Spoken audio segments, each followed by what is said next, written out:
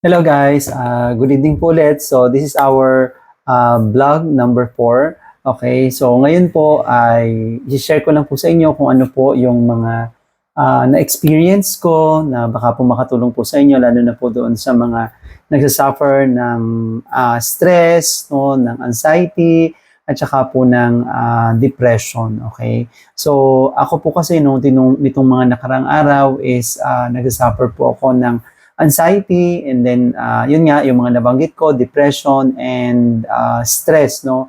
So ako po, napansin ko lang po yung pong mga nakaraang araw, ang isa po sa mga na-experience ko po talaga is yung dahil nga po nagkaroon ng problema sa business, and then parang nawalan po ako ng gana na, alam mo yun, parang magtrabaho, then laging puyat, no? Kasi dito po sa amin, dito sa lugar ko, yung pong bahay kasi namin is nasa tabing kalsada. Ngayon, pag natutulog po ako sa gabi, medyo naiistorbo po ang tulog dahil sa mga dumadaan na sasakyan, masyado pong maingay, ganon. So, hindi ako masyadong makatulog. So, I think one of the causes ng aking depression or stress or anxiety is because of hindi ka po makatulog ng maayos. Tingin ko yun po yung isa sa mga dahilan. And also, yun nga, parang tumataas din po ang aking blood sugar kasi po meron po tayong na-experience na or dati pong sakit na diabetes. So medyo bumabalik po doon. So lagi po tayong parang inaantok, no? So I think that's one of the reason. And also, yun pong mga business na ginagawa po natin ay hindi po tayo bumibenta, hindi po tayo nagkakaroon ng income, and then palaki po ng palaki yung gastos. And I think isa rin po sa dahilan is yung masyado tayong nakatutok sa mga social media, and then napapanood natin yung mga problema ng paligid, no? I think isa po sa mga dahilan ay yun na nga, and then I think isa po sa mga suggestion ko po talaga para medyo maiwasan po natin yung anxiety and depression or stress is wag po tayong masyadong tumutok sa ating mga social media accounts, no? Lalo na po yung mga negative. Kaya nga po minsan, pag nakakita ko ng mga negative na balita, hindi ko po binabasa, or minsan hindi na po tayo nagko-comment, pero minsan hindi po natin maiwasan, no? So hangga't maaari po ay iwasan po natin masyadong tumutok sa ating mga cellphone para po hindi po din tayo masyadong maapektuhan kung ano po yung nasa paligid po natin, no? So isa po sa mga na-experience ko po talaga is yung ng ganitong pakiramdam. I think isa rin po sa dahilan is yung mga kinakain po natin. Kasi ang isa po sa mga problema ko ngayon is yung ating sobrang acidity, no? Medyo acidic po tayo. At the same time is meron din po tayong problem sa health, no? Yung ating hindi naman po malala, no? Yung ating gallbladder polyps, kasi before kain po tayo ng kain ng matataba, kaya tayo nagkaroon ng ganyan. Hindi naman po yan hindi naman po yan masyadong malala, kumbaga treatable naman po sa gamot, no? So ganun po. And then yun po, no? So doon po sa mga nagtatanong ano po yung na-experience ko na baka matutunan niyo po or makarelate din po kayo, no? Unang-una po ay masyado po akong nagwo-worry. Ito po yung tinatawag nga nila na anxiety, no? So parang masyado akong nagwo-worry doon sa mga bagay na hindi pa naman nangyayari, na piling ko mangyayari. Kumbaga, masyado akong affected ng mga tao na nasa paligid ko. Like for example, yun nga po, minsan may mga nakakasama po ako mga senior citizen, kasi po nagbibenta po ako ng Sinner Greens, no, yung ating natural product, no. Yun pong Sinner Greens po na yun is minsan po may mga nabibentahan po ako ng product, nakakakwentuhan ko yung mga matatanda, no, medyo nakikita ko yung mga may sakit, no. So parang naiisip ko, paano kaya pag ganun na yung sitwasyon ko, no, yung dumating ako sa edad nila na may sakit na, walang mag-aalaga, kasi po syempre mag-isa lang po tayo. So parang doon po ako nagkakaroon ng anxiety, no, yung pong pagbibenta ko po ng Sinner Greens na doon po sa mga matatanda, parang na-adapt ko yung sarili ko or nakikita ko yung sarili ko doon sa mga tao na yun na nga, may mga bedridden, no, may mga sakit na malala, no, parang ang thinking ko, paano kaya pag nagkasakit ako ng ganon na wala naman akong kasama, wala pong anak, so ganito.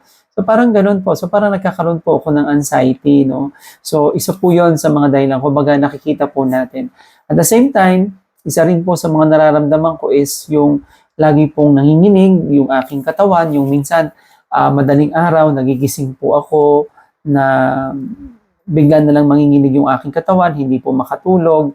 And then isa po sa mga ginagawa ko talaga is nagpi-pray po ako. And ngayon, ang isa po sa mga ginawa ko is talagang minsan po dumating po ako sa punto na naglalakad po ako nang hindi ko alam kung saan ako pupunta.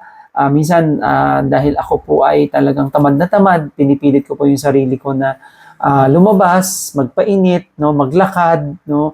Mahirap po, no, kasi mahirap po talagang pilitin yung sarili sa isang bagay na parang ayaw mong gawin, no. Kaya lang po kailangan dahil pag hindi mo siya ginawa, mas lalo ka magiging affected, no. Kasi po pag nandito ka lang sa loob ng bahay, is kung ano-ano yung iniisip mo, kung ano-ano yung ginagawa mo lang, no, masyado kang napipressure sa mga trabaho sa bahay, no, katulad po nun, yung pong pag-aalaga ng aso, medyo na-stress po ako dyan, kasi nga po marami kaming aso, and yun naman pong kasama ko dito sa bahay, ayaw bawasan.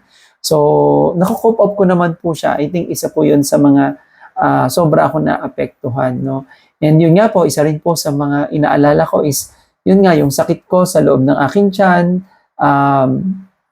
parang inaalala ko, paano kung lumala, ganyan. So, ang iniisip ko na lang po sa ngayon, nagpipray po ako, no, na nanalangin, no, umaasa na po sa may kapal, no, lagi pong nangihingi ng guide doon sa Diyos na sana po ay gabayan po tayo, samahan po tayo sa laban na to, no. Yun pong ating anxiety is lagi ko pong iniisip na kung ano man po yung aking nararamdaman is kasama ko po si Jesus Christ doon sa laban na to. So doon po medyo naiis po or kumbaga nagiging kampante yung aking utak, no. Kumbaga ngayon din po nagjo-join din po ako sa community, no, yung community po ng church, no, Christian church, kung saan nakakapakinig po tayo ng salita ng Diyos, nagkakaroon po tayo ng interaction sa tao, no. So ngayon po unti-unti po siyang nawawala. At the same time po kailangan lang po talaga na i-voice out po ninyo. Kung meron po kayong mga kaibigan, no, minsan po kamag-anak, minsan po pag kamag-anak, sinasabihan po nila na pag nagbo-voice out ka ng kung ano man yung nararamdaman mo, parang feeling nila nag-iinarte ka.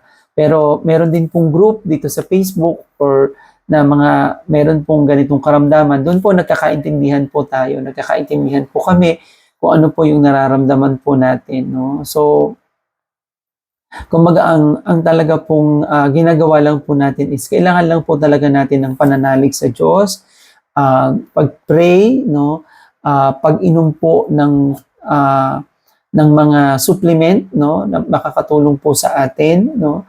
At the same time po is yung tamang tulog. So, katulad po ngayon, inaantok na po ako, pero ngayon po ay mag-aalas 11 na, no? So, meron din po kasi tayong dahilan kung bakit kailangan po nating hindi matulog dahil meron din po tayong ginagawa po ngayon na trading, no? Yun po ay 8:30 ng umaga and 11:30 ng gabi. So, iniintay po natin yun, no? So, isa pa rin po yun sa mga dahilan. Kumbaga, kung nakaka-experience po kayo ng ganitong pakiramdam, tiisin lang po, no? Tiisin, paglabanan, magtiwala sa may kapal na ito po ay malalagpasan po natin. Okay? So, mahirap po, no? Siguro po yung mga kamag-anak ko, kaibigan, na baka po makakapanood po nito, ito pong nakaraang Pasko, noong December 25, 2025, grabe po, no? Isa po sa pinaka malungkot na Pasko na nagdaan po, no? Kasi wala po akong budget, no? Wala man lang ako napamigay sa aking mga pamangkin, pasensya na po. And also, yun nga, birthday ng aking partner, medyo hindi po tayo makapagbigay kasi nga po wala tayong budget. At the same time po is nagpapahinga po tayo, no? Kailangan po kasi nating mag-rest. So, yun po, medyo namamayat na nga po tayo. Kumbaga, kailangan lang po talaga ng pahinga, no? Kumbaga, isipin lang po natin na nandyan po si Lord, nandyan po yung ating Ama, no? Nandyan ang ating Panginoon para tayo po i-guide sa mga bagay na hindi po natin dapat katakutan, no? Lagi ko pong iniisip na sa Bible, marami pong beses na sinabi doon na do not fear, no? Huwag po kayong matakot. Although sa ganito pong sakit is hindi po maiiwasan na matakot, pero kung tayo po ay may pananalig, meron po tayong faith, kasi po ako po dumating na rin po ako sa point na parang gusto ko na lang pag tulog ko, ayoko nang magising, no? Yun po, no? Siguro talagang ganun po, no? Yung buhay na pinagdadaanan po natin. And yun nga, kung bibigyan po ako ng pagkakataon uli na magtrabaho, magkaroon ng business, hindi na po natin uulitin yung mga bagay na ginawa po natin noon. Kasi po, may mga bagay na pinagsisisihan natin kung bakit hindi natin ginawa yung mga bagay na dapat gawin nung una, nung tayo po ay kumikita ng malaki. Kaya nga po doon sa mga kabataan, sa mga nagtatrabaho na ano po, na kumikita po ngayon, um, i-take po ninyo ang payo ko, no? Kumuha po kayo ng mga investment like health insurance, no? Yun pong mga kailangan pong maging liquid pagdating po ng araw kasi po yan po ang aking inaalala po ngayon, yung aking health, no? Sana po pinapanalangin ko na lang po na sana meron pong taong tumulong, no? O kaya kung sino man, no, ipadala po ng may kapal para po maibsan po yung ating pag-aalala tungkol po sa ating kalusugan, no? So medyo pag nagsasalita nga din po ako ng matagal, medyo namamaos po ako. Kaya po minsan hindi ko na rin po makapaggawa ng video, hindi ako makapag-talk, no? Kasi hindi ko rin po alam kung baka mamaya meron din po akong thyroid problem, kung bakit pag nagsasalita po ako ng matagal is nahihirapan po ako or sumasakit na po yung aking lalamunan. And yun po, so sana po may mapulot kayong aral dito po sa ginawa ko pong vlog na ito. And doon po sa mga makakapanood, sa mga kamag-anak ko, kaibigan, pasensya na po kayo kung meron man pong pagkukulang mula po sa akin.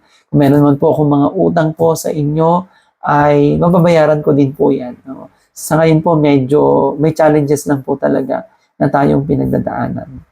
So, I think hanggang dito na lang po yung aking vlog. Maraming salamat po. And please don't forget to subscribe to my channel. Malaking tulong po yan dito po sa pagsimula po ng aking YouTube channel. And yun po, kung meron po kayong iba na baka po may mapulot na aral dito sa ginagawa kong vlog, pwede po ninyong i-share. Maraming salamat po. Bye-bye!